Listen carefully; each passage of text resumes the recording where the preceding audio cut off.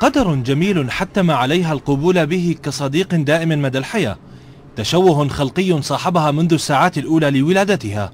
مرام الإنسانة التي قدمت إلى الحياة وهي تفتقد إلى أطرافها العلوية، ومع ذلك أتت ضاحكة ولا تلمح في طرفها حزنا أو ألما. أصرت على أن تكون المعجزة بأفعالها ولا يعيقها هذا القدر المحتوم. رفضت أن نقدمها كضعيفة مكسورة الجناح، بل أصرت بأن نظهرها بمظهر القوة، ولكن غرغرة الدمع في عينها أبلغ من الكلام. إني أصل لمرحلة الإنسان الكامل ما وصل له، ذات الأرجل الذهبية. كتابي ألفته، طبعا بتكون يعني كتبته إنه من برجلي، من خلال ولادة أمي لإلي، شو ردة فعل أهلي، شو ردة فعل البلد اللي أنا عشت فيها، لحد المرحلة الثانوية.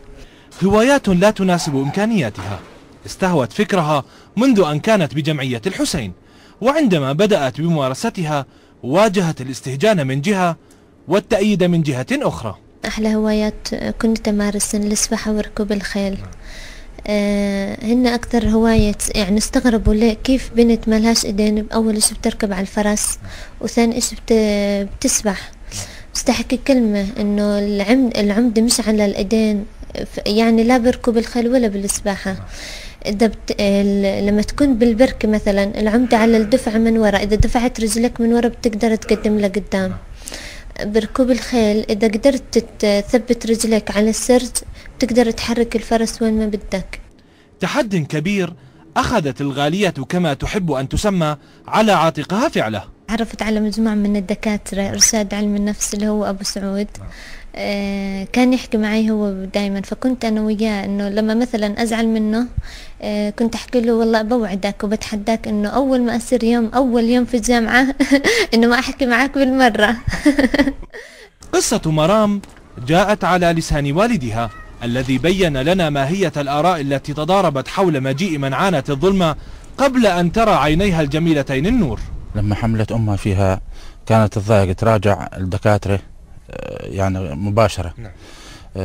وضعت البنت، وضعتها طبعا بعملية. هنا في ناس قالوا الحمد لله، ونحن الحمد لله على شمت الهوى. جاء على نفسها كما تهوى، وفهم ما تعانيه من حرقة في قلبها ودمعة لا تغادر عينها، فهو أيضا عانى كما تعاني، ولكن أوجد لنفسه مكانة ثابتة في مجتمع تختلف نظرته لهم من شخص لآخر.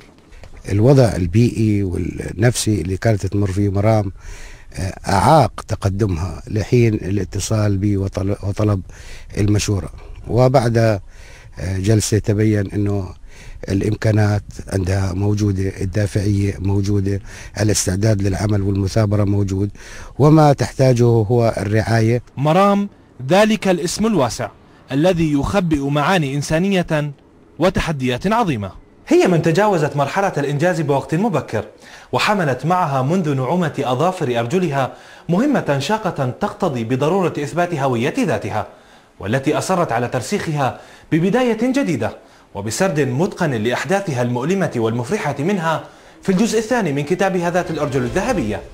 وهنا قد نسمي ما تفعله مرام إعجازا أو إصرار ما بعده إصرار.